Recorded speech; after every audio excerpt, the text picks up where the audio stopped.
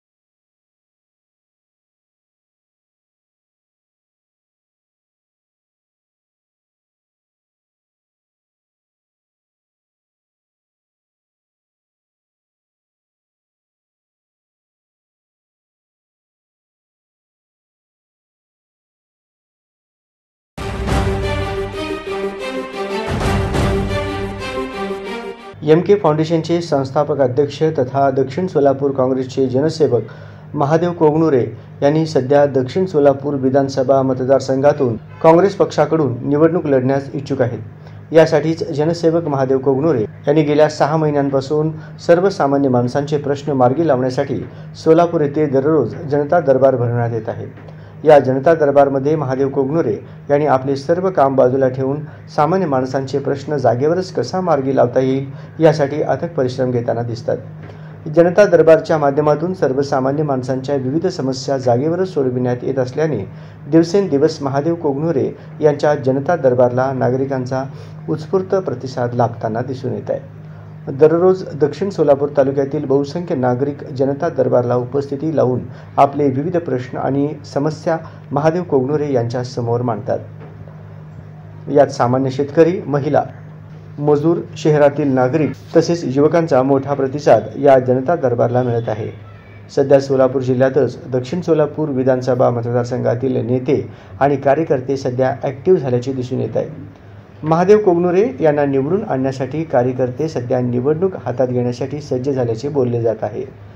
जनता दरबार, कृषी मेळावा, मोफत आरोग्य शिबिर, जळीतग्रस्तांना मदतीचा हात तसेच शैक्षणिक, सामाजिक आदी समाजोपयोगी कार्यातून पाहिल्यास दक्षिणमध्ये महादेव कोगनुरे यांचे राजकीय वर्चस्व वाढल्याचे बोलले जात आहे. महादेव कोगनुरे यांनी जनतेचा विश्वास संपादन करण्यात यशस्वी झाल्याचे दिसून येत आहे.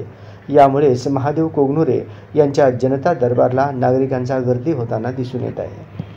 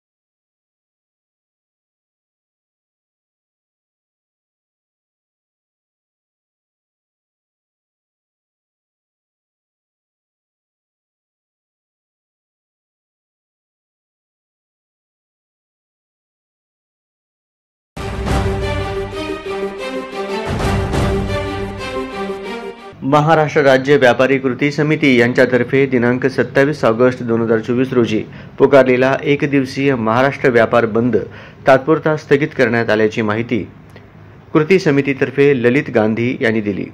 राज्यस्तरीय कृती समितीच्या बंदची व्याप्ती लक्षात घेऊन राज्य शासनातर्फे उपमुख्यमंत्री देवेंद्र फडणवीस यांच्या अध्यक्षतेखाली मुंबई येथील सह्याद्री शासकीय अतिथीगृह येथे उच्चस्तरीय बैठक संपन्न झाली। या बैठकीमध्ये कौशल्य विकास मंत्री मंगल प्रभात लोढा, आमदार श्रीमती माधुरीताई मिसाळ व पणन वित्त सहकार नगर विकास विभागाचे मुख्य सचिव, पणन संचालक व विविध विभागातील अधिकारी वर्ग उपस्थित होते। सुमारे 2 तास चाललेल्या या बैठकीमध्ये महाराष्ट्र चेंबर ऑफ कॉमर्सचे अध्यक्ष ललित गांधी यांनी प्रास्ताविक केले।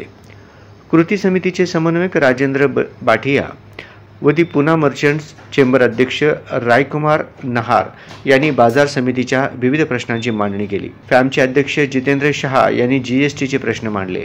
तसेच मोहन गुरनानी, दीपेन अग्रवाल व भीमजी भानुशाली यांनी चर्चेमध्ये भाग घेतला। अत्यंत सकारात्मक चर्चा झाली। देवेंद्र फडणवीस यांनी सर्व प्रश्न समजावून घेतले व बाजार समिती विषयासाठी तसेच जीएसटी व अन्य विषयासाठी कृती समिती सदस्य व मुख्य सचिव व अन्य अधिकारी वर्गाची उच्चस्तरीय समिती गठीत करण्यात आली। सदर समितीने 30 दिवसांमध्ये योग्य निर्णय घेण्याचे निर्देश उपमुख्यमंत्री यांनी दिले आहेत। दरम्यान या बैठकीपूर्वी राज्याचे मुख्यमंत्री नामदार एकनाथ शिंदे यांनी ललित गांधी यांच्याशी दूरध्वनीवरून चर्चा करून व्यापाऱ्यांच्या प्रश्नांवर सरकार सकारात्मक असल्याची ग्वाही दिली व बंद मागे घ्यावा असे आवाहन केले। तसेच माधुरीताई मिसाळ यांनी या बैठकीसाठी विशेष प्रयत्न केले। याबाबत कृती समितीने चर्चा करून 27 तारखेचा एक दिवसीय राज्यव्यापी बंद तात्पुरता स्थगित करण्याचा निर्णय घेतला आहे। सदर बैठकीमध्ये महाराष्ट्र चेंबर ऑफ कॉमर्सचे उपाध्यक्ष रवींद्र माणगावे, फॅमचे सचिव प्रितेश शहा, नितेश वेरा, दी पुना मर्चंट्स चेंबरचे माजी अध्यक्ष प्रवीण चोरबेले, अनिल भन्साळी उपस्थित होते। ग्रोमाचे अध्यक्ष भीमजी भानुशाली यांनी आभार मानले अशी माहिती महाराष्ट्र राज्य व्यापारी कृती समितीचे समन्वयक राजेंद्र बाठिया यांनी दिली।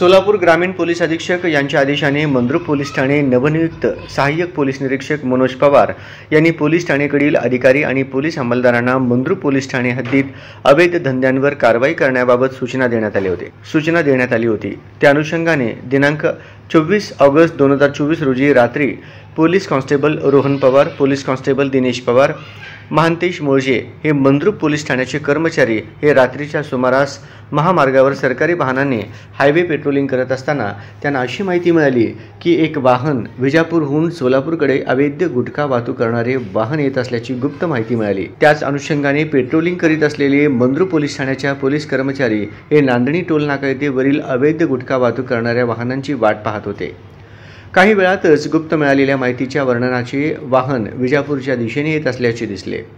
सदर वाहनास ड्युटीवरील असलेल्या पोलीस कर्मचाऱ्यांनी हाताचा इशारा करून थांबवले।